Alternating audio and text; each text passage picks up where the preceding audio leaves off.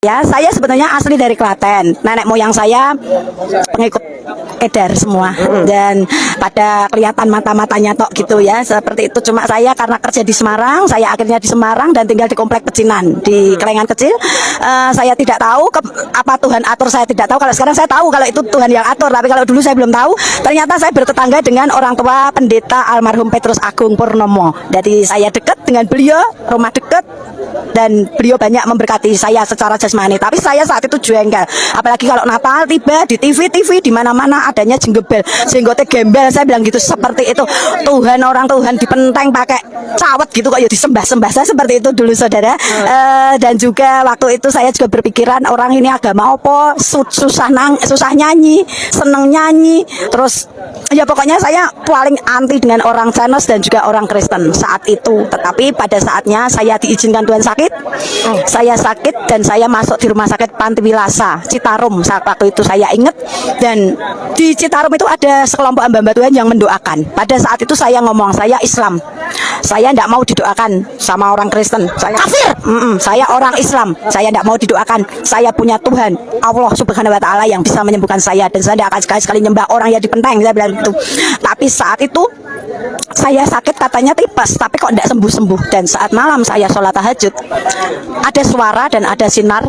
Saya seringkali sampai saat ini seringkali mendapat penglihatan dari Tuhan. Memang saya tidak tahu, tapi yang jelas waktu itu ada sinar dan ada suara yang ngomong gini, kalau kamu ingin selamat, kamu ikut aku. Shalom Bapak Ibu Saudara yang dikasih oleh Tuhan, salam sejahtera buat kita semua. Jumpa kembali bersama saya dalam channel ini. Dan Bapak Ibu Saudara yang dikasih oleh Tuhan, kita kembali melihat atau menyaksikan kisah-kisah perjalanan spiritual para murtadin yang dulunya mereka adalah orang-orang yang fanatik dan bahkan membenci kekristenan. Bukan saja membenci kekristenan, tetapi juga mereka menghina, mengolok-olok iman Kristen, terutama mengolok-olok sesembahan orang Kristen, yaitu Tuhan Yesus. Nah, saudara yang dikasih oleh Tuhan, dalam perjalanan kehidupan dengan cara-cara yang tidak elok, seperti mengejek, mengolok keyakinan orang lain, itu justru menjadi titik awal mereka untuk mengenal kekristenan, menjadi titik awal mereka di mana mereka mulai mengenal Kristus secara pribadi. Nah, seperti dalam cuplikan yang sudah baru saja kita lihat, Bapak Ibu Saudara, ia adalah seorang yang fanatik ya, dan bahkan pernah mengejek atau mengolok Tuhan Yesus, pernah mengatakan bahwa Tuhan yang berkolor atau ya bercawat lah istilahnya. Dan dari situ justru ia mulai sadar melalui sebuah persoalan di mana ia mengalami sakit penyakit, ya boleh dikatakan penyakit tidak begitu parah, tetapi justru dari situlah ia mulai sadar dan mengenal Tuhan Yesus melalui perjumpaan pribadinya dengan Tuhan Yesus. Dan juga teman-teman dan saudara yang dikasih oleh Tuhan, bukan hanya itu saja, nanti kita akan saksikan juga ada beberapa juga kesaksian-kesaksian murtadin dalam cuplikan video ini, karena video ini ada beberapa para pesaksi yang menyampaikan bagaimana pengalaman rohani mereka ketika mengalami perjumpaan pribadi dengan Tuhan Yesus. Karena itu Bapak Ibu Saudara, saya mengajak kita semua untuk menyaksikan cuplikan ini sampai selesai, jangan di skip supaya Bapak Ibu mendapatkan berkat-berkat rohaninya. Untuk itu, tanpa berlama-lama, mari kita saksikan cuplikan berikut ini.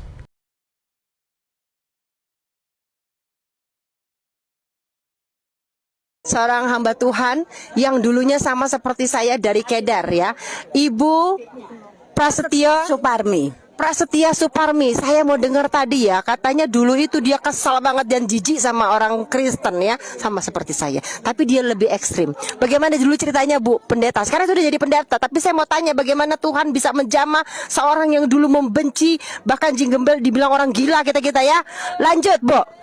Awalnya saya memang sejak kecil, tempat saya tinggal itu komplek pecinan, jadi Kelengan kecil itu kompleknya kebanyakan Chinese dan kebanyakan orang Kristen. Yang kebanyakan orang Kristen dan yang Islam itu hanya keluarga saya. Saya sebenarnya asli dari Klaten. Nenek moyang saya pengikut keder semua dan pada kelihatan mata-matanya tok gitu ya, seperti itu. Cuma saya karena kerja di Semarang, saya akhirnya di Semarang dan tinggal di komplek pecinan di Kelengan kecil. Saya tidak tahu apa Tuhan atur, saya tidak tahu. Kalau sekarang saya tahu kalau itu Tuhan yang atur, tapi kalau dulu saya belum tahu. Ternyata saya bertetangga dengan orang tua pendeta almarhum Petrus Agung Purnomo. Jadi saya dekat dengan beliau, rumah dekat, dan beliau banyak memberkati saya secara jasmani. Tapi saya saat itu jengkel, apalagi kalau Natal tiba di TV di mana-mana adanya jenggebel, jenggotnya gembel. Saya bilang gitu, seperti itu Tuhan, orang Tuhan dipenteng pakai cawat gitu kok ya disembah-sembah. Saya seperti itu dulu saudara. Dan juga waktu itu saya juga berpikiran orang ini agama apa, susah nyanyi, seneng nyanyi, terus ya pokoknya saya paling anti dengan orang Chinese dan juga orang Kristen saat itu. Tetapi pada saatnya saya diizinkan Tuhan sakit. Saya sakit dan saya masuk di rumah sakit Panti Wilasa Citarum. Waktu itu saya ingat, dan di Citarum itu ada sekelompok hamba Tuhan yang mendoakan. Pada saat itu saya ngomong, saya Islam. Saya tidak mau didoakan sama orang Kristen. Saya kafir. Saya orang Islam. Saya tidak mau didoakan. Saya punya Tuhan Allah Subhanahu wa Ta'ala yang bisa menyembuhkan saya, dan saya tidak akan sekali-sekali nyembah orang yang dipenteng. Saya bilang gitu. Tapi saat itu saya sakit, katanya tipes, tapi kok tidak sembuh-sembuh. Dan saat malam saya sholat tahajud, ada suara dan ada sinar. Saya seringkali sampai saat ini seringkali mendapat penglihatan dari Tuhan memang. Saya tidak tahu, tapi yang jelas waktu itu ada sinar dan ada suara yang ngomong gini, kalau kamu ingin selamat, kamu ikut aku. Saya mikir, siapa kau bilang gitu? Apa kamu orang yang dipenteng itu? Saya bilang gitu. Apa tadi gimana Bu? Siapa kamu? Ya, siapa kamu? Apa kamu orang yang dipenteng itu, yang disembah-sembah sama orang-orang Cina itu? Saya bilang gitu. Orang-orang tidak sunat itu, saya bilang gitu. Terus akhirnya saya enggak bergeming. Terus saya tetap masih sholat. Saya sampai dicari ke dukun-dukun sama orang tua saya. Sampai suatu saat dukunnya di Gunung Kidul. Saya ingat rumahnya itu ada lilitan ular besar. Nah, di situ saya mau kayak ditumbal kayak gitu saudara. Saya tidak tahu, tapi waktu itu saya sempat sembuh. Terus saya kembali, saya aktivitas biasa, kerja lagi di toko emas seperti biasa. Sampai suatu saat ada suara itu terngiang-ngiang terus. Saat itu puasa, kalau tidak salah saya lupa ingat puasa apa pas tarawih itu ada suara lagi, ikut aku kalau kamu ingin pasti ke surga, kamu rajin ibadah, sia-sia kalau kamu tidak ikut aku. Seperti itu akhirnya saya cari-cari teman saya yang Kristen. Saya akhirnya nyolong-nyolong, mencuri-curi ke gereja, ke tempat Bapak Timotius Subekti. Tapi waktu itu saya kalau ditanya ke pasar atau ke teman, bahkan tidak berani ngaku kalau ke gereja. Di gereja saya cuma diem aja, ditanyai jiwa baru, saya bilang enggak. Saya bilang gitu karena saya tidak mau diinjili. Tapi setelah saya dengar firman, lambat laun saya di situ malah saya terus bertumbuh jadi aktivis gereja, singkat cerita. Dan saya menyerahkan diri menjadi hamba Tuhan, sekolah Alkitab di STT Soteria angkatan pertama, sampai akhirnya ketemu dengan pendeta Yohanes Saryono yang saat ini jadi suami saya, dan saya melayani pekerjaan Tuhan mengembalakan sudah 26 tahun karena Tuhan. Terima kasih dan berkati. Belum selesai Bu, kita sekarang madep ke sana. Ayo kamu ikutin sini. Ini dia ya. Kucing garong. Iya. Ayo ke sini liatin ya. Nah ini loh hamba-hamba Tuhan yang lainnya ya. Tapi ternyata ini ada dulunya Mbak ya. Bukan Mbak ya. Jilbab saudara. Saya lepas jilbab karena setelah jadi hamba Tuhan makanya rambutnya tipis. Dulu saya kalau keluar mesti pakai baju syar'i. Lalu apa rintangan pertama pada saat akhirnya Ibu memutuskan untuk mengikuti Yesus? Sampai saat ini kakak-kakak saya senantiasa bilang, kemarin kalau saya ke Klaten itu bilang, kamu tuh tak doakan siang malam, kamu itu harus kembali. Apalagi sekarang kamu malah jadi istri hamba Tuhan, malah jadi hamba Tuhan. Bener-bener kamu intipin rokok. Katanya seperti itu. Tapi ada sukacita yang dahsyat yang tidak ditemukan di sana ya Bu? Dulu kalau sholat itu rasanya ya cuma sholat gitu. Sekarang setelah saya percaya Yesus, saya juga masih belajar agama-agama yang lain. Saya percaya kalau saya mengikut Tuhannya benar, seperti kata Pak R tadi, Bang R, itu sepaham dengan aliran suami saya. Tidak semua dengan Bang Ir tadi saya ngomong sepaham dengan Bang Ir. Saya ngomong mbak suami saya, ini pahammu. Tidak semua orang yang percaya Yesus pasti masuk surga. Tetapi yang mengikut Tuhan sampai akhir, yang memegang perintahnya itu yang pasti masuk surga. Saya banyak mengalami tekanan, hambatan di pelayanan, tetapi saya percaya kalau saya mengikut Tuhan benar-benar pasti Tuhan beri kekuatan. Dan saya kemarin terakhir dinampai nama saya dikasih Pak Timotius Bukti Stefani. Ternyata artis Stefani itu dimahkotai. Dan Tuhan memberi penglihatan kepada saya. Dia ngasih mahkota indah sekali. Tuhan bilang, kamu pengen enggak seperti ini dapat ini? Pengen Tuhan, saya bilang gitu. Mana tanganmu? Tangan saya diminta 2 gini. Terus ditaleni. Kalau kamu ingin mahkota ini, kamu harus siap kemana Tuhan bawa dalam hidupmu.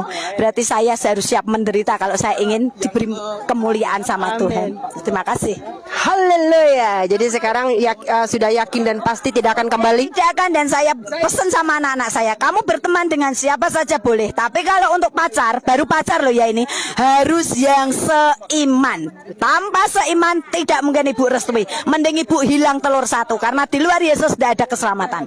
Haleluya. Di luar Yesus tidak ada keselamatan, saudara. Hanya satu, Yesus Kristus yang sanggup menyelamatkan kita. Agama apapun itu hanya jalan berusaha mencari ke surga, tetapi hanya satu, bukan agama Kristen, tapi Yesus Kristus juru selamat kita yang sanggup membawa ke surga. Haleluya. Tuhan Yesus memberkati Bu Stefani. Sekarang menjadi Ibu Pendeta Stefani ya. Kalau Bu Stefani kamu juga bisa ya. Karena Tuhan Yesus berkata, akulah jalan kebenaran dan hidup. Tidak ada orang yang bisa ke surga melainkan melalui Bapakku yang di surga ya. Tuhan Yesus memberkati. Selamat Natal. Selamat Natal. Tuhan memberkati. Tetap semangat dalam mengiring Tuhan sampai Tuhan datang yang kedua kali. Amin. Mana suaminya Bu? Bojoku. Ketok sini, ketok. Liatin ketok sini. Ini. Ini Pak Pendeta di sini nih, Pak Pendeta di sini. Selamat Natal Pak. Selamat Natal buat Lucy Daiva Channel. Selamat Hari Natal 2022 buat Lucy Daiva buat saudara-saudaraku seiman di sana. Oh ya, buat saudara-saudaraku seiman. Tuhan Yesus kiranya memberkati. Haleluya. Amin. Amin. Terima kasih ya Pak. Ayo.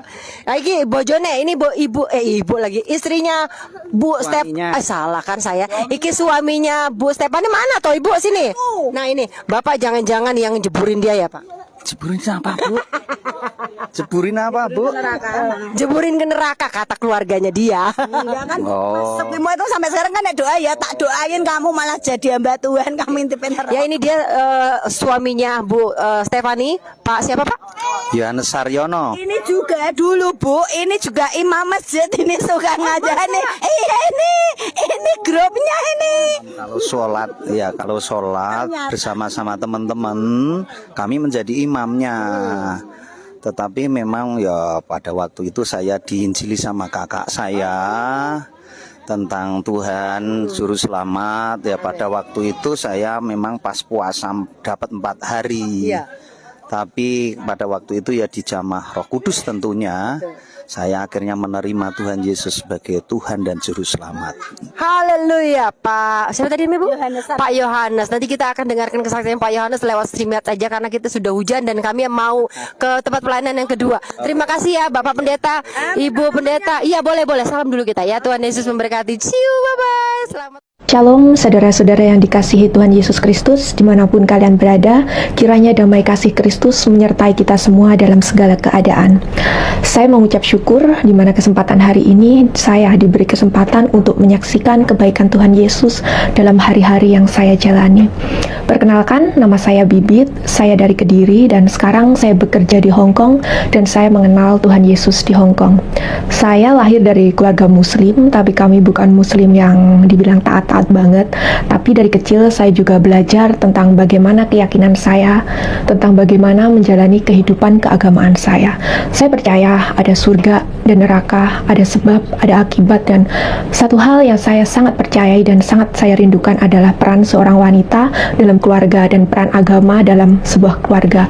Karena saya bercermin dalam kehidupan saya sendiri, saya terlahir dari keluarga yang kurang kasih sayang atau mungkin kurang harmonis, dan dari situ saya memiliki kerinduan atau keinginan menjadi seorang wanita atau seorang istri yang solehah yang bisa membangun sebuah keluarga yang harmonis, penuh kasih sayang, dan tentu takut akan Tuhan dalam keyakinan saya dulu. Setelah saya beranjak dewasa, cita-cita atau kerinduan saya yang saya anggap mulia itu menjadi titik rendah dalam kehidupan saya, di mana saya sangat menjunjung tinggi atau menuhankan pacaran atau pacar saya. Saya rela melakukan apapun untuk pacar saya dan rela melakukan apapun juga untuk mendapatkan orang yang saya cintai. Singkat cerita, setelah 6 tahun yang lalu tepatnya, saya pacaran dengan seorang Kristen, tapi dia juga bukan Kristen yang taat beragama. Awalnya kita hanya sharing tentang keyakinan masing-masing, keyakinan saya, keyakinan dia, dan saya nggak tahu kenapa dalam diri saya rindu ingin mengenal kekristenan, dan saya ngomong ke dia, pacar saya, kok saya pengen ke gereja sih gitu. Dan karena gerejanya dia ortodok dan kami berbeda bahasa, jadi ngerasa nggak nyaman. Dan saya sebenarnya hanya sebuah kerinduan sih, kalau ingin atau mungkin ingin banget dengan browsing atau mungkin tanya teman-teman, ada nggak sih gereja Indonesia di Hong Kong? Belum sampai ke situ, cuma sekedar kerinduan yang saya nggak tahu gimana harus memulai kerinduan menemukan gereja di sini. Suatu ketika nggak berselang nggak lama juga sih, mungkin cuma beberapa minggu atau mungkin seminggu, saya lupa. Suatu ketika setelah libur hari Minggu, karena hari Minggu banyak banget teman-teman di Indonesia, teman-teman dari Indonesia, dan saya duduk di MTR di kereta, dan waktu itu duduk di sebelah saya mbak-mbak dari Indonesia gitu. Saya nggak tahu kenapa, saya nggak kenal dia, saya nggak tahu kenapa saya tuh kepo banget waktu dia buka tas dia, dan saya lihat ada Alkitab di tas dia. Saya tahu Alkitab karena sebelumnya waktu saya kecil saya pernah dikasih Alkitab sama teman saya, tapi waktu itu saya belum merasa tergerak, belum ada panggilan atau belum ada kerinduan menjadi seorang Kristen atau mengenal Kristen. Saya kasih Alkitab saya ke teman saya yang Kristen, dan setelah saya kenalan sama dia, saya tanya-tanya, dan akhirnya minggu berikutnya kita janjian dan dia bawa saya ke gerejanya dia. Kesan pertama masuk gereja, tentu aneh ya, kita yang muslim masuk gereja dengan penyembahan yang berbeda dengan kita, dengan keyakinan lama. Dan tapi saya cukup terharu pertama kali masuk gereja dengan keramah-tamahan teman-teman di gereja. Singkat cerita, tidak butuh waktu lama buat saya memutuskan ingin dibaptis. Kenapa saya ingin dibaptis walaupun sebenarnya saya belum mengenal Tuhan Yesus secara pribadi? Pertama mungkin karena pacar saya adalah Kristen, dan kedua kesan saya dari kecil itu kekristenan tuh indah gitu loh, baik, penuh kasih. Dan ketiga, menurut saya cara ibadahnya itu simpel, dan kitab suci yang dipelajari itu memakai bahasa Indonesia dan mudah dipahami, mudah dimengerti apa itu dalamnya, berbeda dengan keyakinan saya yang dulu. Dan karena saya dulu mengenal Tuhan Yesus Kristus, makanya kehidupan saya setelah dan sebelum dibaptis tidak ada perubahan. Walaupun setiap minggu saya bergereja, hidup saya tetap berantakan, tetap galau. Saya nggak tahu apa yang membuat saya galau, walaupun semuanya itu baik-baik saja, keluarga baik-baik saja, saya punya kerjaan juga baik, juga punya pacar saat itu. Tapi saya nggak tahu kenapa ya, di dalam hati saya, di dalam kehidupan saya tuh masih ada sesuatu yang kosong, sesuatu yang hampa. Dan saya mungkin untuk pelarian atau mungkin penghiburan buat diri saya sendiri mungkin ya, karena dan saya juga membahagiakan atau mungkin melakukan apapun yang menurut saya itu bisa menyenangkan saya, walaupun saya tahu itu hanya sesaat saja. Dan setelah berjalan 4 tahun, Tuhan itu baik, Tuhan itu lemah lembut, seperti seorang ibu yang menyapih anaknya. Itu kesan pertama saya saat Tuhan mulai menjamah saya. Tuhan berlahan-lahan mulai memisahkan jarak dan waktu antara saya dan pacar saya, di mana saya harus pulang ke Indonesia saat itu tanpa rencana, begitu saja. Dan setelah kita long distance, kami sempat putus saat itu, tapi karena saya belum siap, saya memaksakan diri. Saya tahu itu bukan kehendak Tuhan, tahu banget saat itu, tapi saya memaksakan diri untuk agar kami tetap berpacaran. Saya tahu itu bukan kehendak Tuhan kami balikan, karena walaupun dia seorang Kristen, dia hanya Kristen KTP, dia tidak mengajarkan saya untuk mengenal Kristus dan menjalani kehidupan Kristen seperti yang Tuhan kehendaki. Hingga pada suatu saat yang tepat di mana saya sudah menemukan gereja di Indonesia, karena saat itu saya belum bergereja di Indonesia, Tuhan membekali saya dengan firman-firmannya sehingga setelah beribadah, saya nggak tahu kenapa di dalam jiwa saya bergumul dengan dosa-dosa yang saya jalani, seolah-olah Tuhan hanya kasih saya dua pilihan, hitam atau putih, panas atau dingin. Selebihnya lebih baik gak usah kenal Kristus. Mungkin seperti itulah gambaran yang saya rasakan. Dan gak tahu kenapa ya, gak lama juga, berselang cuma beberapa bulan, akhirnya saya dan pacar saya ada masalah dan kami putus. Puji Tuhan, walaupun bercucuran air mata, walaupun kedagingan saya menjerit, saya gak mau putus, tapi dengan firman, dengan pengetahuan yang bisa ternyata memerdekakan saya untuk melepaskan kehidupan saya, melepaskan pacar saya, dan saya berkomitmen untuk menjadi ciptaan baru. Yang artinya menjadi ciptaan baru berarti saya harus melepaskan sebagian dari kebebasan saya. Dan itu nggak mudah, walaupun saya nggak jatuh bangun, tapi itu sebuah perjalanan yang bercucuran air mata. Setelah melewati hari-hari yang sulit, hari-hari yang penuh pergumulan antara melepaskan kehidupan lama dan menjadi ciptaan baru, saya nggak tahu kok saya nggak tahu gimana saya bisa membuat komitmen untuk memperbaiki kehidupan saya yang dulu bisa menggunakan waktu sesuka saya, bisa berpacaran, melakukan apa saja, kehidupan bebas. Bahkan saya berkomitmen untuk meyakini kalau tubuh saya, diri saya adalah bait suci Tuhan, di mana saya harus memuliakan Tuhan dalam apapun yang saya pilih dalam kehidupan saya. Walaupun itu nggak mudah dan walaupun bercucuran air mata, tapi saya menyadari dalam segala keadaan saya selalu punya harapan. Bukan berarti harapan adalah setiap doa yang saya inginkan itu dikabulkan sesuai dengan yang saya inginkan, tapi dalam segala keadaan, sekalipun doa saya tidak dikabulkan, saya memiliki Kristus. Itu yang menjadi sebuah kebanggaan atau semangat dalam diri saya. Dan satu hal yang saya tahu saat saya memutuskan menjadi ciptaan baru, saya harus berhati-hati, saya harus bercermin dalam firman, dalam setiap keputusan, setiap keinginan. Bukan berarti saya sempurna, setiap keinginan saya, setiap apa yang saya pilih itu sesuai dengan kehendak Tuhan. Tapi yang pasti, saat saya tahu saya melakukan kesalahan, saya melakukan dosa, saya segera berlutut di kaki Tuhan, saya menyerahkan segala kesalahan saya, kekurangan saya, dan dengan kasih karunia Tuhan, saya yakin Tuhan mengampuni, dan dengan iman saya ingin selalu memperbaiki diri saya sendiri.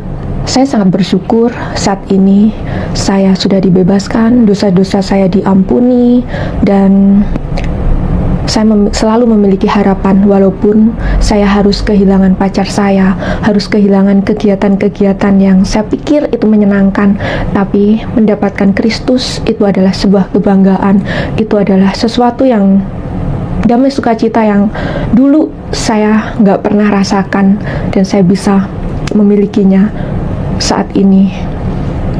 Walaupun saya sadar, saya tahu menjalani kehidupan Kristen itu nggak mudah.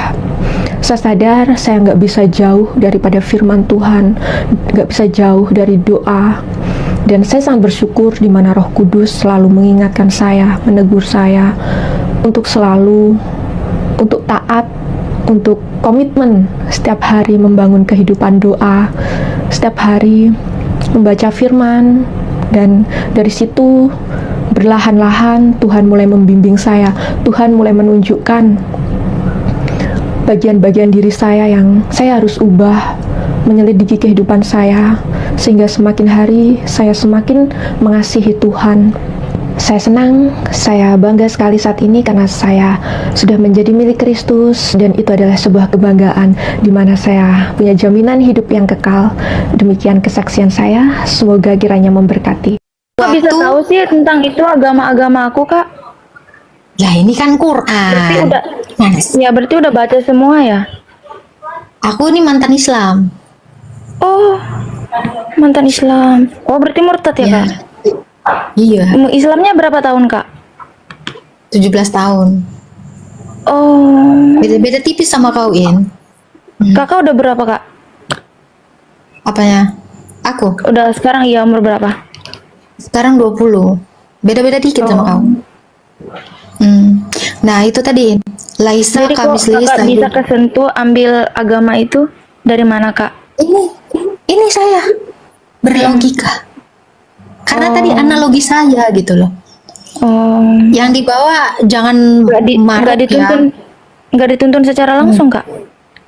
Dituntut maksudnya gimana? Kayak Kakak sekarang kan lagi ngingetin kalau agama yang ini benar. Saya itu belajar.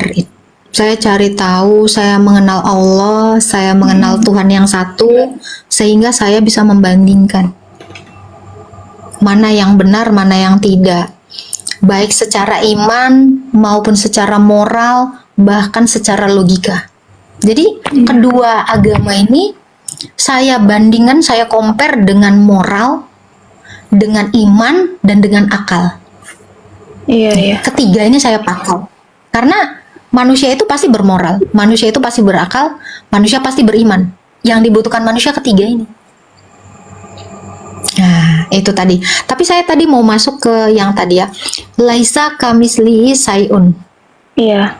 Tidak ada sesuatu pun yang menyerupai dia. Betul? Iya, betul. Berarti tidak ada ciptaan yang menyerupai dia. Iya. Itu hukumnya. Tetap ya, benar. Benar nggak? Iya, betul, Setuju betul, nggak nih? Iya. Ya. Kan dalam Tapi- dalam Al-Qur'an. Ya, dalam Quran seperti itu. Kalau Allah menyerupai makhluknya bisa nggak?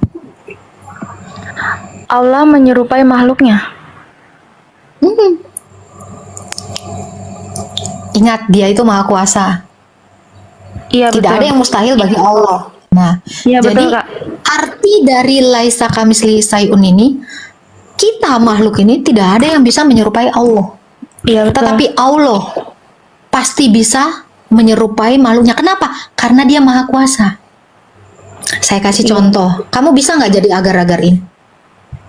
Enggak. Kenapa? Karena kamu tidak mampu. Karena Iya. kita ini adalah ciptaan. Manusia. Tetapi Allah bisa nggak jadi agar-agar? Bisa. Karena Bisa. dia maha kuasa. Kuasa. Pertanyaannya adalah untuk apa? Kan gitu. Betul nggak? Nah, itu. Nah, di dalam An-Naml ayat 7-9, Musa bertemu dengan api. Dan api itu berkata, "Wahai Musa, sesungguhnya aku adalah Allah." Jadi Allah itu bisa menyerupai sesuatu, tetapi sesuatu tidak bisa menyerupai Allah. Setuju nggak? Laisa kamislihi sayun. Iya, setuju, Kak. Nah itu, ini pintar, ini berlogika. Saya mau tepuk tangan dulu. Jadi, gini, banyak sekali orang yang mengatakan seperti ini. Tidak logis Allah jadi manusia. Salah. Kalau Allah itu maha kuasa, tentu dia bisa menjadi sesuatu sesuai dengan manfaatnya. Betul ya? Tapi Allah satu kan, Kak? Iyalah, Allah satu lah. Masa ada banyak? Tapi kok itu banyak itu. Agak banyak. Apa? Tritunggal. Tritunggal maksudmu? Iya. Oke. Kamu lihat saya saya 1 atau 3? Ayo. 1. 1. Oke. Suara saya ada berapa? 1. Sama nggak sama badan saya, suara saya? Sama. Suara saya kelihatan nggak? Enggak. Oke. Ada keberadaan suara? Ada kan suara saya? Ada keberadaan. Ada realita. Ada keberadaan badan. Ada Ada. 2 keberadaan nih. Ya. Iya. Saya punya nafas ini. Iya. Itu Iya. membuktikan saya hidup atau saya punya roh. Iya. Roh betul. saya sama nggak dengan suara? Beda. Beda. Berarti sebenarnya saya 3 dalam 1. Saya Tritunggal. 3 keberadaan, 3 realita dalam 1 hakikat. Coba pernah lihat mayat nggak, In? Pernah? ada berapa? Kalau misalnya ini mayat nih, satu kan? Iya. Tapi dia nggak punya keberadaan nafas kan? Iya. Dia tidak punya keberadaan suara kan? Ini satu mati. Saya satu hidup. Allah juga demikian. Tritunggal itu Allah satu yang hidup. Kenapa dia hidup? Karena dia punya firman, sehingga dia bisa berfirman. Kenapa dia dikatakan hidup? Karena dia punya roh, punya nafas, sehingga dia bisa memberikan nafas kepada ciptaannya. Hiduplah itu Adam, hiduplah itu pohon, hiduplah itu ikan-ikan, hiduplah itu burung-burung di udara. Karena Allah itu memiliki nafas, sehingga dia bisa memberikan nafasnya. Logikanya, Jadi Allah sama akan dengan memberikan manusia. sesuatu. Bukan Jadi- lah. Manusia diciptakan menurut gambarnya Allah. Jadi gambaran Allah yang satu hidup itu ada di dalam gambaran manusia. Itu. Jadi bukan manusia sama dengan Allah. Bukan artinya manusia sama dengan Allah. Manusia mengambil gambarnya Allah. Manusia menciptakan Allah menciptakan manusia dengan gambarnya. Itu yang benar. Sampai sini pahamin? Paham. Paham. Ini cerdas. Nah, kenapa saya bisa menjelaskan ini, In? Karena saya mengenal hakikat saya sebagai manusia. Saya juga mengenal hakikat Allah yang saya sembah, yaitu Allah Tritunggal yang diperkenalkan melalui Yesus. Gitu. Makanya saya mengcompare ini gitu. Tapi kamu tahu nggak di dalam Quran bahwa Allah itu menciptakan Adam dengan kedua tangannya? Pernah Belum baca ya pernah dengar Al-Baqarah? Iya. Loh. Ada di Al-Baqarah. Al-Baqarah berapa? Saya lupa. Allah menciptakan tangan. Adam. Allah menciptakan Nabi Adam dengan Allah tangannya. menciptakan dengan kedua tangannya. Coba googling, pasti ada. Nah, kalau dikatakan Allah menciptakan Adam dengan kedua tangannya, apakah artinya Allah punya tangan? Tidak. Oh, surah Shot ayat 75, sorry, bukan Al-Baqarah, Shot 75. Surah. Iya. Iya. Aku pengen belajar aja nih. Iya dong, harus belajar Quran dong. Kalau kamu belajar Quran itu jangan hanya hafalan, tetapi kamu harus juga mengerti. Karena mengerti itu lebih baik daripada menghafal, betul nggak? Iya, betul-betul. Kalau kamu mengerti, kamu bisa menjelaskan kepada orang. Tetapi kalau kamu menghafal, kamu tidak akan mengerti apapun. Apa yang mau kamu jelaskan sama orang? Tapi kok kakak bisa itu sih, kak? Bisa keluar dari agama Islam? Karena saya cari kebenaran. Itu sudah benar emang agamanya, kak? Itu tadi. Saya tidak yakin Allah bisa membangkitkan saya. Karena Allah nggak ngasih bukti. Itu yang pertama. Yang kedua, Sedangkan Yesus ngasih bukti. Oh iya, kita dikatakan ya di dalam Quran, kita itu harus mendatangi neraka semua. Nanti insya Allah baru Allah akan menyelamatkan loh. Kalau walahu alam, insya Allah hanya Allah yang tahu. Saya terkatung-katung. Sementara saya nggak tahu. Nanti karena apa? Karena perbuatan saya nggak bisa menyelamatkan saya. Saya harus berharap kepada Allah karena hanya Allah yang bisa membangkitkan, kan begitu. Saya tidak mungkin meletakkan harapan saya kepada sesuatu yang tidak pasti. Saya pasti meletakkan harapan saya, iman itu kan harapan, pengharapan. Saya pasti meletakkan pengharapan saya kepada Tuhan yang benar-benar sudah menyatakan kemahakuasaannya. Gitu. Sebenarnya banyak ya ini ya yang mau saya koreksi dari Quran karena saya juga belajar kan. Allah yang pertama tidak ada menaruh nama istrinya Adam, yaitu Hawa. Di dalam Quran tidak ada. Gitu. Istri Ibrahim tidak ada.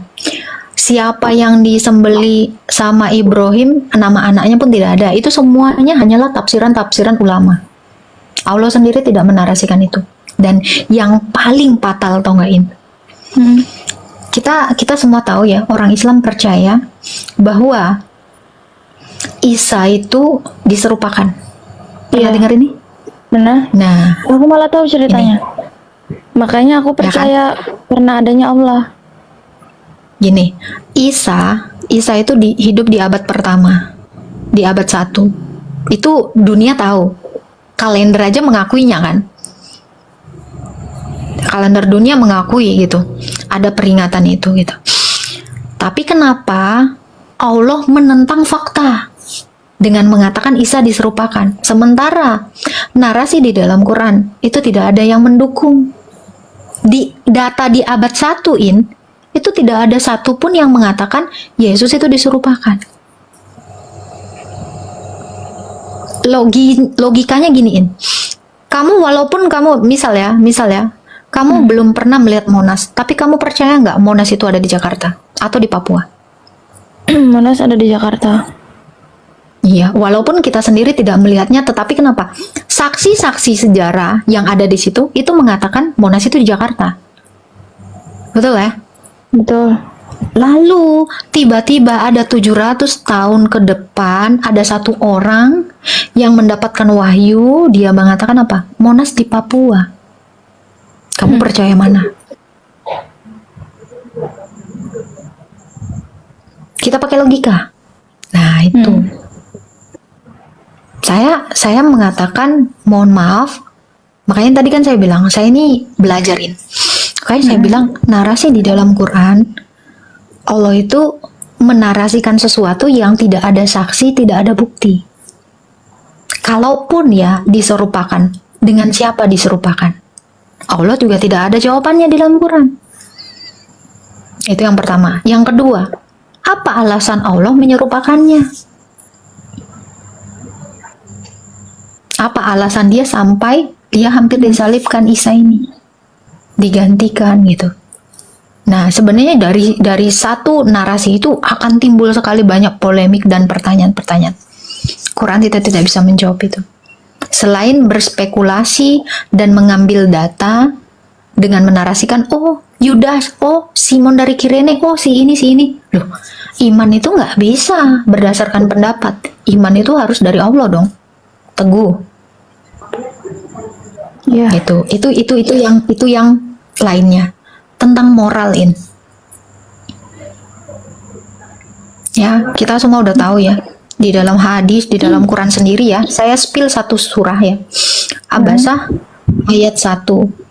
Nabi yang mendapatkan wahyu, bisa-bisanya dia berwajah masam kepada seorang yang buta yang ingin mensucikan dirinya. Ini bicara tentang moral. Itu satu. Yang kedua, ada surah At-Tahrim yang mengatakan apa yang sudah dihalalkan Allah jangan kau haramkan. Pas dicek asbabul nuzulnya, ternyata di situ kedapatan Nabi ini yang mendapatkan wahyu ini, dia kepergok lagi mafia berhubungan badan dengan pembantu dari Hafsah, istrinya yang lain. Saya tidak melihat moral yang baik di sini. Nabi siapa? Kalau Kak? kita spill juga Nabi Muhammad. Ya, itu ada At-Tahrim. Di surah At-Tahrim itu ada. Pernah dengar ya? Di dalam Quran ada surah At-Tahrim. Surah ayat berapa tuh, Kak? Itu ada. At-Tahrim ayat berapa ya? Ayat 1 kalau nggak salah. Bentar. Om Aimat, di At-Tahrim ayat berapa itu Om Aimat? Saya lupa. Bentar. At-Tahrim ayat 1 sampai 5. Ada. Oke. Asbabul nuzulnya. Nah, itu. Lalu yang lainnya lagi ya, yang ketiga ya. Itu sempat saya bikin juga di VT saya. Tahu nggak kenapa kamu berhijab? Ya, itu ada di surah apa ya? Saya lupa loh. Ayat hijab surah berapa ya, Mat ya? Saya bikin loh itu di VT saya. Kakaknya Benar, keren benar. banget loh.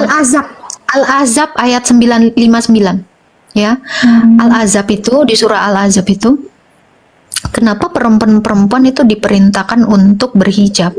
Ternyata setelah saya cek asbabul nuzulnya, hadisnya juga ya, ternyata ketika salah seorang dari istri Nabi ini lagi buang air di lapangan dan kepergok sama Umar. Nah, hadis pendukungnya itu di Bukhari 143, nanti dicatat ya. Jadi ayat hijab itu turun karena desakan dari Umar. Untuk apa? Untuk bisa menandai mana istri-istrinya Nabi gitu, mana budak gitu. Nah, Pernah dengar itu. juga sih, Kak. Jadi ya, Kalau pernah ya. masalah kalau bukan masalah kencing itu sih, kalau nggak salah tuh soal mereka pergi berperang Siti Aisyah kalau nggak salah tuh. Yang lagi Bukan Saudah. Saudah. oh saudara. Aisyah, bahkan waktu itu Aisyah menentang, dia nggak mau pakai hijab malahan. Nah, yang lebih yang lainnya lagi ya, kamu tahu nggak perintah sholat Al-Isra Iya, ayat betul. 40. Nah, tahu itu? Tahu nggak? Ternyata kalau kita lihat asbabul nuzulnya, itu Nabi itu dapat mimpi. Kan dikatakan di dalam wahyunya, tidaklah kami memberikan mimpi yang benar-benar nyata gitu. Nah itu, jadi perintah sholat sendiri itu mimpi. Kalau kita cek di Sirah Nabawiyah, itu dijelaskan lagi. Sirah tahu ya, buku Sirah, kitab Sirah. Nah di dalam Sirah juga dikatakan bahwa Nabi ini tengah bermalam di rumah seorang janda bernama Ummu Hani. Nah, di situ dia tertidur, lalu dapat wahyu. Nah, kalau di hadis juga didukung itu. Memang itu adalah suatu mimpi. Jadi Nabi ini diperjalankan melalui mimpi gitu. Dan ada juga guru gembul mereaksi ini dan ternyata itu di gereja Nea. Jadi Tempatnya. kakaknya nggak percaya kalau itu Nabi Muhammad tidak pernah ketemu sama Allah. Memang tidak. Bahkan Aisyah kan pernah komplain ya, tidaklah aku melihat robmu kecuali cepat tanggap dalam menangani syahwatmu.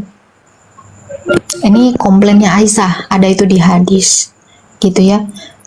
Dan gini ya, yang saya bingung juga ya, ini Aisyah ini yang paling tentang moral ya. Aisyah itu umur 6 tahun dikawinin, lalu digauli umur 9 tahun. Bagi saya dalam moral seorang pria, apalagi ini Nabi orang ternama, ini ya Bukhari 4477. Nih ya, Ya Bukhari kan umur 9 tahun 4474. kan udah balik, Kak. 9 tahun mana? 9 tahun itu kelas 2 SD, kelas 3. 2 kelas 3 SD itu belum ada yang haid. Kan zaman dulu Saya itu kan haid aja itu SMP kelas 1. orangnya kan berbeda, Kak, dari umat yang sekarang. Enggak. Secara psikologi itu sama. Itu sama. Secara kedokteran saya juga udah cek. Itu rata-rata perempuan itu menstruasi itu di kelas 6, umur 12 sampai 13 itu. 11 sampai 13 itu. Itu baru. Biasanya umumnya itu SMP kelas 1 atau kelas 6 SD. Itu rata-rata 12 atau 13. Ini bayangin ya. 6 tahun menurut kamu gimana? Kamu umur 6 tahun itu lagi ngapain sih? Kalau saya itu lagi main engklek, lagi Ya. main karet, main bekel, ya kan? Main apa namanya? Barbie-barbian gitu. Nah, secara moral, kita sebagai anak kecil, saya juga pernah kecil. Kalau saya udah dideketin sama, dikawinkan sama bapak-bapak ya, ini kalau nggak salah sekitar umur 50-an ya Nabi Muhammad ya. Saya kan takut. Bayangin 9 tahun loh. 9 tahun kelas 2 SD, kelas 3 SD. Oh, saya takut. Mental untuk ini, saya baca di Alodok ya. Yang rusak itu bukan hanya fisik, tapi psikis dari anak. Psikis anak itu umumnya 9 tahun itu ngapain? Masih main, wong saya SMA aja masih seneng-seneng main. Nah itu, Ya makanya kan beda, Kak, sama yang dulu. nggak ada beda. Karena gini ya, perempuan itu lumrahnya dinikahin itu ya ketika dia memang sudah layak untuk menikah. Ini secara moral. Makanya tahu nggak kamu ada kasus siapa namanya Syekh Puji, dia kan sampai dipenjarakan kan, karena dia itu melanggar hak azazi anak manusia, Komnas HAM perlindungan anak. Kenapa? Karena dia menikahi anak SD gitu. Kenapa? Karena mata dunia secara moral itu tidak pantas untuk anak kecil. Nah gitu. Jadi walau zaman dulu atau zaman sekarang itu tidak ada perubahan. Tetap menstruasi itu dari dulu sampai sekarang itu sama. Gitu. Nah itu menggauli babu sudah, ada lagi yang lain-lain gitu ya. Sebenarnya banyak sekali. Makanya kenapa saya katakan saya tidak melihat ada moral yang baik gitu di dalam iman ini. Apalagi ada ayat kalau murtad itu dipancung ya. Betul nggak, In? Di apa? Dipancung. Apa itu, Kak? Oh, Ya, di dalam hukum Islam sendiri, ya itu hukuman penggal itu ada. Ya, mencuri itu hukumannya memotong tangan. iya, Nah itu. memotong Nah, tangan. saya 39 segitu. Nah, gini, tapi yang saya mau sikapi adalah gini. Di dalam An-Anfal ayat 12 dikatakan ya bahwa Allah itu akan memberikan rasa ketakutan kepada kafir, maka tebaslah leher mereka dan potonglah tiap ujung-ujung jari mereka. Saya tidak melihat ajaran yang baik ini. An-Anfal ayat 12 nanti kamu boleh cek. Lalu di dalam At-Taubah 29, At-Taubah 123. Jadi Allah itu menyebarkan, memaksakan agama Islam ini dengan cara seperti itu. Nah, ini menurut saya secara moral ini tidak benar. Gitu. Akhlak Nabi demikian, ajaran Allah demikian. Terus ya tentang sejarah, tentang silsilah juga banyak tidak tahu, banyak narasi-narasi yang tidak sesuai dengan fakta. Maka saya putuskan ini bukan kebenaran. Oh, dari situ ya, Kak? Iya, jadi makanya saya bilang saya mempelajari ini, gitu. Makanya tadi, tapi yang paling penting itu tadi loh, yang saya narasikan tadi. Saya berharap kepada Tuhan, makanya saya menyembah Dia. Harapan saya apa? Harapan saya ya saya beroleh kebangkitan, beroleh hidup kekal. Dampak dari keselamatan itu kan surga, itu kan? Nah, bagaimana bahkan ya di dalam Quran sendiri tahu nggak kamu surganya itu seperti apa? Yang ditawarkan, pernah dengar ya? Pernah, intinya nggak bisa dibayangkan, Kak. Bukan. At-Nabah 33. Jadi ada kenikmatan seksual prianya itu, ini banyak ya. Nanti di video-video YouTube juga banyak. Dan Ustadz Syam sendiri pernah lihat ya di TV. Dia mengatakan kenikmatan nanti kita di surga adalah pesta seks. Saya tidak melihat surga yang sebenar-benarnya di situ. Shalom, assalamualaikum. Waalaikumsalam. Bentar ya. Nah, itu ya An-Naba 33. Nanti perempuan-perempuan itu 72 bidadari itu akan melayani satu laki-laki dengan syahwat yang 70 tahun tidak berhenti-berhenti. Ini nanti kamu boleh cek di YouTube, cek di Quran sendiri juga An-Naba 33. Nah, itu seperti itu.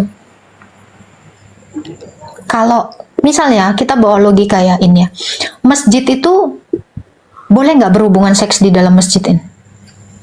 Ya nggak boleh tuh. Karena masjid itu suci kan, betul? Ya, betul. Kenapa sorga tidak lebih suci dari masjid?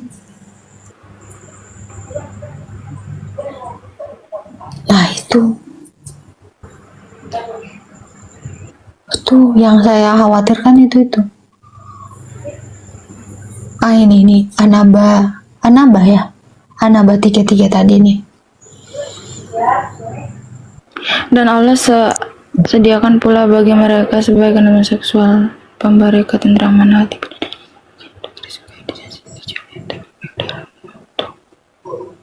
Lah Apakah ini arti di dalam Al-Quran? Itu tuh surahnya itu. An-Nabah 33, itu tafsirnya. Iya, itu dalam Quran.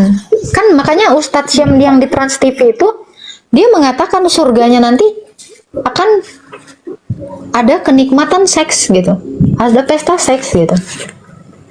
Ya, yang saya tahu ya Kak, yang intinya perkara yang halal di dunia, yang haram di dunia, yang bakal halal nanti ketika di surga.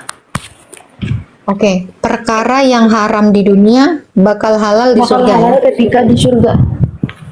Oke, kalau di dunia kamu tidak boleh membunuh, berarti oke. Kak, ada Al-Quran nggak? Ada, pinjam dong. Oh ya, ada. Belum sih mau wudhu, bentar. Tapi itu ada artinya Kak. Artinya?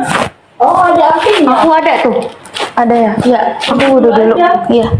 Kakak tuh lagi dapat juga soalnya. Kak, bentar ya Kak, maaf. Saya tidak bisa tidur dan saya sangat takut atau senang, saya nggak tahu ya. Tapi pada waktu sholat yang datang hanya dia, dan saya tetap melakukan sholat kewajiban, tapi yang saya sebut di situ hanya Tuhan Yesus. Itu sih. Waktu itu saya cerita sama suami, karena suami saya orang jemaah tablik, terus aduh kamu udah kafir gitu kan. Itu Jadi setan, suami istri muslim ini ya, suami jamaah tablik, iya. istri cadaran ya. Iya, kami Oke, jemaah tablik semua. Akhirnya, ya pada akhirnya terus saya cerita sama suami, aduh kamu harus diruqyah, harus gini, harus gitu, gitu kan. Itu iblis yang menjelma untuk merusak imanmu. Terus, tapi saya tetap melakukan sholat, tapi yang ada hanya Tuhan Yesus, dan ada kerinduan terus setiap malam. Ada kerinduan untuk dia datang, dan ya sampai sekarang saya merasa dia ada, sudah di hati, dan tidak perlu datang, karena saya belum paham waktu itu juga namanya firman Tuhan itu apa, itu nggak tahu. Karena yaitu kesalahannya, saya selalu ngikutin Bang Edis, kesalahan orang Islam itu selalu membaca Al-Quran tapi tidak tahu artinya itu. Nah dari situ, jadi saya suka itu selalu mengikuti Bang Edis kan.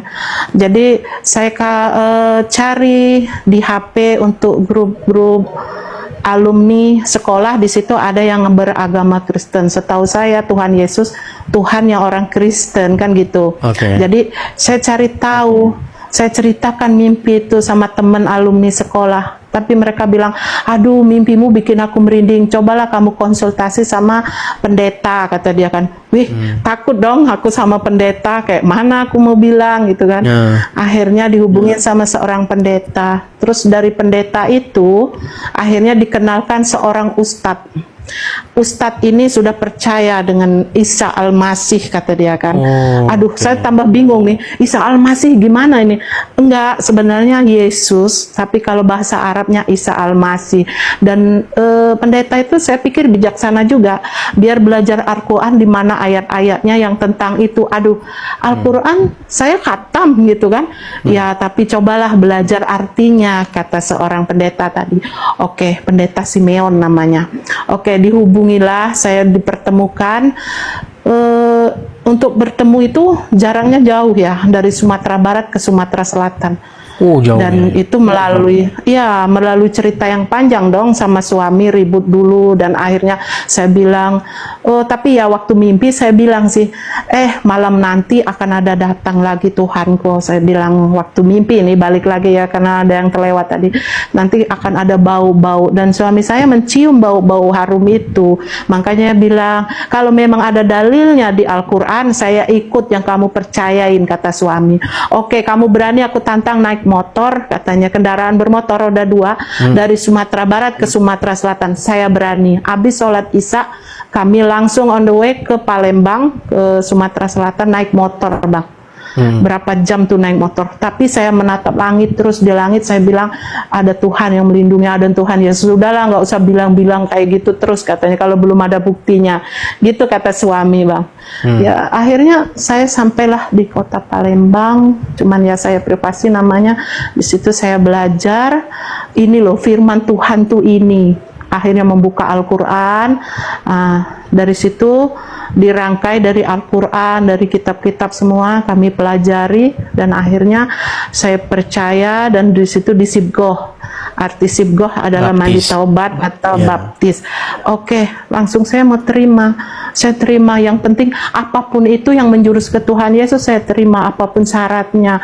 Saya belum belajar firman Tuhan itu, tapi tidak tahu di hati saya harus gitu. Pokoknya aku harus ikut Tuhan Yesus karena Dia yang bikin tenang. Aku teriak pun mulut saya, ya Tuhan Yesus, ya Tuhan Yesus. Itu udah ada kedamaian di hati. Saya untuk sedikit bicara latar belakang saya tuh, saya bukan Kristen ya awalnya. Saya Muslim. Dari segi nama pun juga masih ada keturunan gitu. Jadi buat mereka yang tahu gelar Tubagus pasti sangkut pautannya dengan Kesultanan Banten gitu. Soalnya ya lumayan dalam sih sejarahnya sih ya. Banyak orang-orang pintar juga ketika ngeliat saya pun juga, mereka harus mengiyakan masih ada keturunan gitu. Tapi saya nggak terlalu peduli dengan hal itu. Intinya Tuhan Yesus dahsyat gitu. Nah, saya anak kedua dari 4 bersaudara. Nah, orang tua saya, untuk ibu saya Mas Dinata, Ibu Nita dulu pernah kesaksian juga di sini. Nah, jadi di sini untuk masalah saya dulu masih Muslim atau Islam tuh ya saat saya masih kecil ya. Soalnya saya tuh waktu jadi orang Kristen dalam artian tuh cuma ikut orang tua. Itu ya sekitaran umur sekitar 8, 9, atau 10 tahunan lah gitu loh. Ya sekitaran itu, soalnya saya saat itu masih kecil. Nah, soalnya saat itu ibu saya udah mulai bertobat, dan banyak kisah juga sih yang menceritakan juga ya. Tapi saat itu karena masih ngandelin orang tua, saya sama ibu saya gitu. Terus saya mulai mendalami, pengen tahu siapa itu Tuhan, siapa itu Yesus Kristus, siapa itu Roh Kudus. Itu perjalanan itu lumayan bisa dibilang tuh ngeri-ngeri sedap lah. Soalnya kalau Tuhan udah ngerancangin suatu kisah tuh lumayan ngeri banget. Soalnya kalau kita lihat di Alkitab kayak contohnya Yusuf lah. Soalnya saya agak nggak beda jauh dengan ceritanya siapa tuh Yusuf ya kalau nggak salah ya, anaknya Yakub Israel yang saat itu dijual sama kakaknya untuk ke Mesir gitu loh. Nah, soalnya gini, awalnya saya bisa memahami siapa itu Tuhan itu waktu saya kuliah, dan kuliah pun juga ini lumayan mujizat banget ya. Jadi saya mau ngejelasin dari awal dulu kenapa saya bisa sampai kuliahnya, dan itu kuliahnya puji Tuhan ngedidik saya itu di luar negeri, terutama di Rusia yang saat ini lagi ada perang gitu. Nah, awalnya ketika ibu saya terima Tuhan Yesus, kita waktu itu ada datang ke salah satu persekutuan atau gereja, dan situ banyak jemaat yang latar belakangnya juga Muslim juga. Nah, saat itu ada pendeta atau pastor Muhammad Fatah, pada saat lagi berkhotbah gitu ya, itu tiba-tiba Tuhan ngomong sama beliau nyamperin ke ibu saya. Nah, saat itu ada saya sama kakak saya yang pertama. Nah, beliau bilang bahwa Tuhan akan mengirim kedua anak anda ke luar negeri untuk dididik. Nah, yaitu seperti kata nubuatan gitu. Tapi saat itu ibu saya dengarnya ke luar negeri, duit pun juga itu bagaimana, pasti kan mahal banget untuk biaya. Tapi ya seperti Maria, perkataan nubuatan itu disimpan di hati aja. Nah, terus seiring waktu saya dari segi karakter, kalau bisa dibilang tuh introvert atau pendiam ya, pemalu, dan dari sekolah pun juga sebenarnya sih ranking 1 dari bawah sebenarnya. Nah, jadi kalau bisa dibilang tuh nggak begitu pintar, bodoh iya gitu lah. Nah, untuk masalah pernah satu kali ada pengujian IQ, teman-teman saya rata-rata di atas 90-an, ada yang sampai 100 lebih. Nah, kalau saya di bawah 90, bisa dibilang 89 lah gitu lah.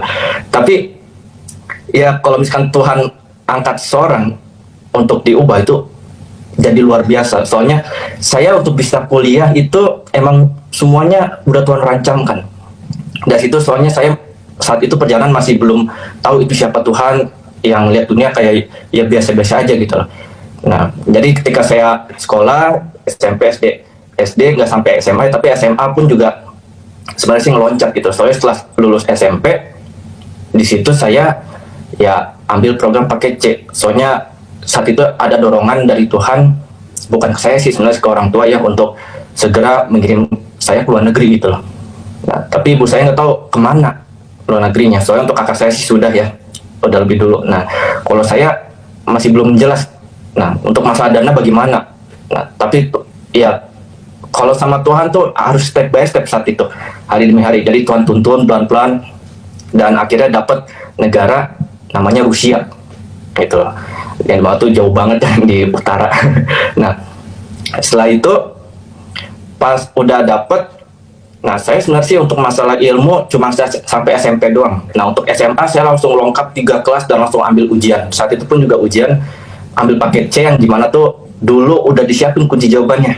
Nah, jadi saya nggak perlu pelajarin apa-apa, ya cuma tinggal nyontek doang gitu loh. Nah, saat itu sih saya di hati bilang, ini kayak nggak benar gitu langsung, soalnya banyak ilmu yang terlewatkan. Tapi ya udahlah, nggak tahu nanti mau kemana. Soalnya saat itu saya ya cuma percaya ibu saya doang gitu, jalanin aja apa ibu saya mau gitu dulu. Nah, setelah itu saya akhirnya ngelamar beasiswa ke Rusia, ikut tes wawancara, dan anehnya lulus. Nah, pada saat ujian juga anehnya lulus, padahal kalau bisa dilihat dari ujiannya juga, ya itu kan semua mata pelajaran di SMA gitu loh. Dan saya belajar cuma kayak seminggu sebelum ujian, dan ya paham, tapi setelah selesai ujian langsung hilang semua gitu, lupa. Nah, setelah itu pas udah lulus, tinggal masalah modal. Soalnya pada saat lagi pengurusan dokumen, itu harus ada pembuktian gitu loh. Nah, dari situlah akhirnya Tuhan menggerakin orang-orang. Bahkan orang yang nggak saya tahu pun juga, atau ibu saya tahu pun juga, tiba-tiba ngasih berkat gitu loh. Berkat lumayan, dan ada orang gimana ya, kayak langsung peka banget dengan Tuhan, dan langsung bicara bahwa ini modal sebesar ini nggak ditanyakan, melainkan karena Tuhan suruh jalankan apa yang udah Tuhan taruh di hati ibu gitu loh. Akhirnya ya udah, setelah itu berangkat ke sana. Sebelum berangkat ke sana saya dibaptis dulu, soalnya saat itu saya masih belum dibaptis. Nah, pada saat dibaptis umur 16 tahunan ya, jadi saya berangkat ke sana udah 17 tahunan lah. Nah, pada saat dibaptis kan biasanya kita ada tradisi dikasih nama ya, nama baptis ya. Nah, saat itu aku disodorin sama ibu saya 3 nama baptis. Nah, kalau nggak salah tuh Paulus, Titus, sama siapa ya, lupa satu. Tapi dari ketiga nama itu tiba-tiba saya nyelutuk, mulut saya kebicara sendiri, Yohanes gitu. Tapi Yohanes yang mana? Yohanes Pembaptis atau Yohanes yang murid Yesus? Nah, itu Yohanes yang murid Yesus gitu. Ya udahlah, akhirnya saya dapat nama Yohanes. Nah, tapi saya nggak tahu ternyata dari pergantian nama tersebut, Yohanes tersebut, begitulah Tuhan mendidik anak-anaknya. Soalnya karena seperti Yohanes yang dikasihi ya, jadi nggak bisa sekeras orang gimana gitu ya.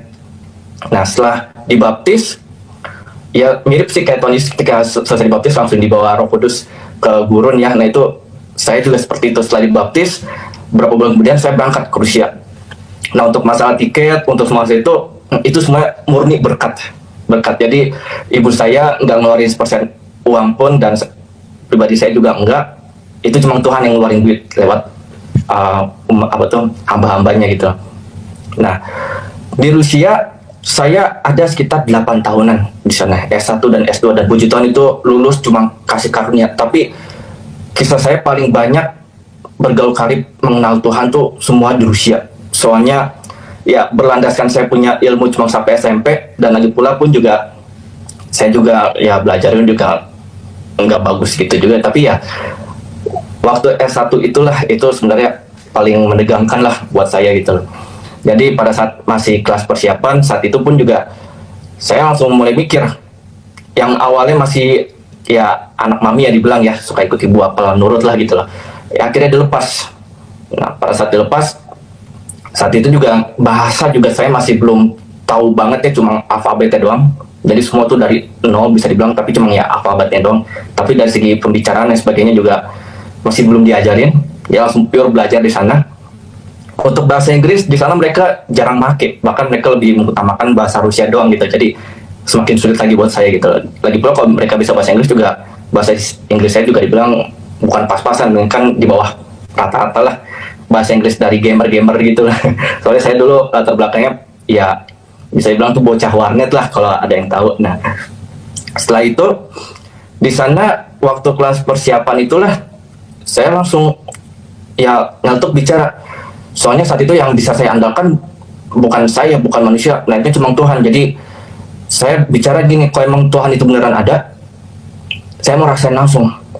Saya mau langsung ngerasain lewat kehidupan. Soalnya nggak mau hanya dengar dari apa kata orang cerita mujizat kayak gimana. Jadi saya pengen mengalami langsung. Soalnya bisa dibilang tuh saya cukup bebal lah, bisa dibilang. Soalnya kalau nggak langsung ngalamin sendiri, sulit buat saya pahami gitu loh. Maka itu karena Tuhan juga udah kasih nama Yohanes, sayang juga akhirnya diiyakan. Nah, baru dari situ saya diprosesnya mirip seperti Yesus ketika udah langsung dikirim ke Mesir.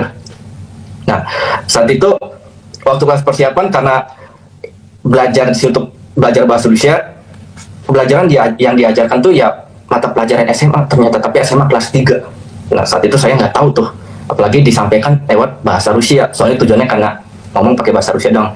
Tapi karena Tuhan ya langsung pengen ngedidik saya langsung, bahkan orang yang nggak percaya Tuhan, soalnya rata-rata di kelas saya itu semuanya ateis.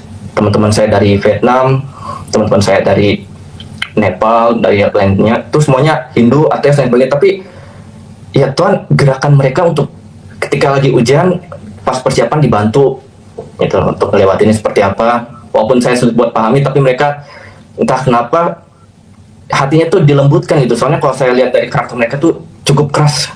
Soalnya egonya tinggi dan hanya pedulikan diri sendiri. Tapi entah kenapa saat itu ya karena kasih karunia tuh mereka Tuhan gerakan hatinya gitu untuk membantu saya. Jadi saya tuh karakter manusia saya kayak seperti besi menajamkan besi ya. Jadi manusia yang najamin saya tuh bukan manusia sama agama sebenarnya saat itu, tapi ya mereka manusia juga. Nah, saat itu baru saat ujian Tuhan lulus pun juga pas-pasan.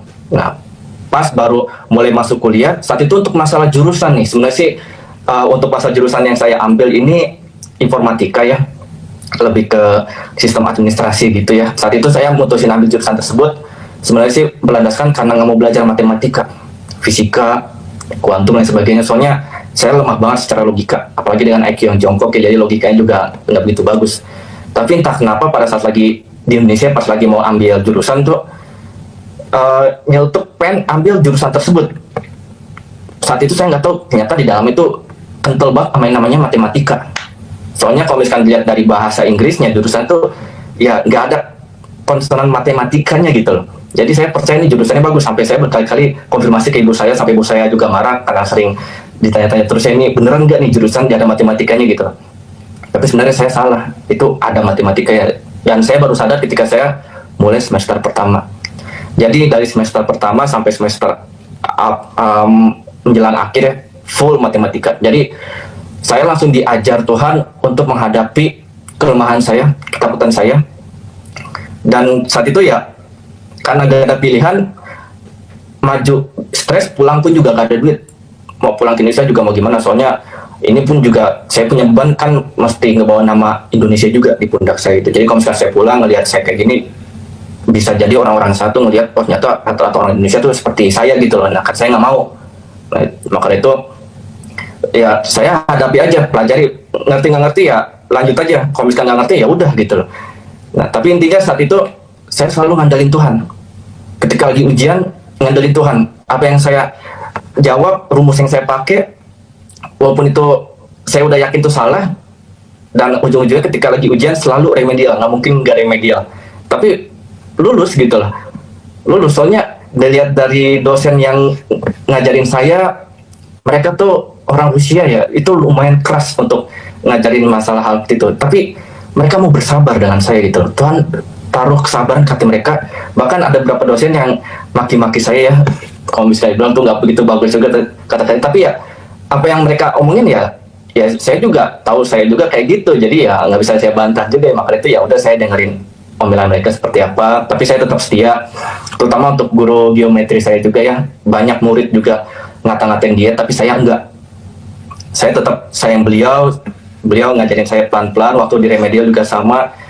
Pada saat lagi sampai lulus pun juga beliau ternyata bangga dengan saya ketimbang sama murid orang Rusia yang lain. Soalnya ketika saya dihadapi dengan situasi kayak gitu, beban, stres, lain sebagainya untuk masalah matematika yang nggak bisa saya kuasai, dan beliau mau sabar untuk lanjutin, saya tetap mau lanjut gitu. Dan saya nggak ngata-ngatain beliau, saya tetap sabar. Bahkan beliau meluk saya sambil nangis gitu, bahwa ternyata kamu tuh orangnya bagus, bisa lulus sampai akhir gitu loh, ketimbang murid-murid lain. Walaupun mereka lulus, tapi ada beberapa yang bahkan sampai masuk ke kelas saya aja nggak mau gitu lah. Nah, maka dari itu di sini nih saya diajarkan juga untuk yang namanya disiplin. Nah, setelah itu saya selama kuliahan pun juga untuk baca Alkitab perlu adanya pembuktian juga. Soalnya saat di Rusia, Tuhan juga kirimkan senior saya dari Ambon ya, 2 orang namanya Janta Adri Imuli sama Olan Kapresi, itu untuk mendidik saya dari segi rohani. Nah, jadi dari beliau, dari kehidupan mereka sih sebenarnya mereka lebih banyak bicara ya. Itu dalam lah, soalnya mereka bekas dilihat lulus S2, S3. Saat ini mereka lagi S3 ya, udah lulus ya S3 sebenarnya. Tapi dilihat dari kehidupan mereka bersama Tuhan tuh, saya tergerak pengen coba juga gitu loh, lebih dalam lagi. Jadi mereka lebih fokus mendalami tentang masalah Alkitab sembari kuliahan mereka gitu. Akhirnya saya pernah ditantang, bukan mentantang sih, sebenarnya saya lebih, ini kurang gitu sopan juga dengan Tuhan, tapi itu cara saya untuk bisa memahami Tuhan sih sebenarnya. Jadi saya menguji Tuhan sebenarnya, menguji. Jadi kalau misalkan saya baca Alkitab dari awal sampai akhir, saya pengen dapat hadiah gitu loh. Saya saat itu iman saya masih imannya anak kecil gitu, perumpamaan masih baru mula-mula percaya Tuhan lah, secara bukan ikut orang, mereka langsung diri sendiri gitu loh. Dan ketika saya baca selama setahunan tersebut, dan Tuhan ternyata kabulin apa yang saya rindukan gitu. Bapak Ibu Saudara yang dikasih oleh Tuhan, kita baru saja menyelesaikan cuplikan-cuplikan video ini. Kita saksikan bagaimana kisah perjalanan kehidupan mereka yang dulunya mereka dikenal sebagai sekelompok orang yang sangat fanatik terhadap keyakinan yang mereka anut pada waktu itu. Mereka memandang orang Kristen dengan curiga, bahkan tidak jarang melontarkan ejekan dan hinaan kepada iman Kristen. Nama Yesus bagi banyak orang adalah sumber pengharapan, justru sering mereka jadikan sebagai bahan olok-olokan dan bahkan jadi bahan hinaan bagi mereka yang membenci dan bahkan fanatik terhadap iman kekristenan. Namun Bapak Ibu Saudara, kehidupan memiliki cara yang tak terduga untuk mengubah hati manusia. Sering berjalannya waktu, berbagai peristiwa perjumpaan dan pergumulan hidup membawa mereka pada pencarian kebenaran yang lebih dalam. Nah, apa yang awalnya mereka tolak, mulai mereka pelajari. Apa yang dahulunya mereka benci, mulai mereka pahami. Dan apa yang dulunya mereka ejek, kini mereka renungkan dengan sungguh-sungguh. Perjalanan itu tidak mudah. Mereka harus menghadapi pertanyaan, keraguan, bahkan penolakan dari lingkungan sekitar. Tetapi semakin mereka mencari, semakin mereka merasa menemukan jawaban yang selama ini mereka rindukan. Hingga pada akhirnya mereka mengambil keputusan besar yang mengubah seluruh arah hidup mereka. Dan kini Bapak Ibu Saudara yang dikasih oleh Tuhan, orang-orang yang dulunya dikenal karena kebencian mereka terhadap kekristenan justru menjadi pengikut Yesus yang setia. Mereka percaya bahwa Yesus adalah Tuhan dan Juru Selamat mereka pribadi, dan memilih untuk mengabdikan hidup mereka untuk melayani sesama manusia, untuk melayani Tuhan. Bahkan sebagian dari mereka ada yang menjadi pendeta seperti yang kita lihat pada cuplikan awal tadi, untuk tujuan memberitakan pesan-pesan kasih Tuhan, pesan-pesan pengampunan dan harapan yang dahulunya mereka menolak. Nah, kisah ini Bapak Ibu Saudara, kisah mereka menjadi pengingat bahwa tidak ada hati yang terlalu keras untuk diubahkan. Tidak ada masa lalu yang terlalu gelap untuk ditebus, dan Tidak ada seorang pun yang berada di luar jangkauan kasih Tuhan. Perjalanan mereka membuktikan bahwa ketika seseorang sungguh-sungguh mencari kebenaran, hidupnya dapat berubah secara luar biasa. Dan yang tadinya dari pengolok-olok menjadi pemberita, dari penentang menjadi pelayan, bahkan dari kebencian menjadi kasih. Itulah perjalanan hidup yang menginspirasi bagi banyak orang dan bagi kita semua. Dan saya sangat berharap Bapak Ibu yang menyaksikan juga mengalami kasih Tuhan seperti yang mereka alami, yang dulunya mereka benci, kini menjadi orang yang setia dan sungguh-sungguh menjadi pelayan Tuhan. Karena itu, Bapak Ibu Saudara yang dikasihi oleh Tuhan, tetaplah terus mengandalkan Tuhan Yesus di dalam segala hal apapun, di dalam kondisi apapun, bahkan di dalam hal terpuruk sekalipun. Percayalah bahwa Tuhan Yesus pasti akan mengubah arah hidupmu. Kiranya Tuhan Yesus memberkati, dan doa saya, kasih karunia dan damai sejahtera Allah Tritunggal memberkati Bapak Ibu Saudara-saudara sekalian. Demikian, Tuhan memberkati. Shalom.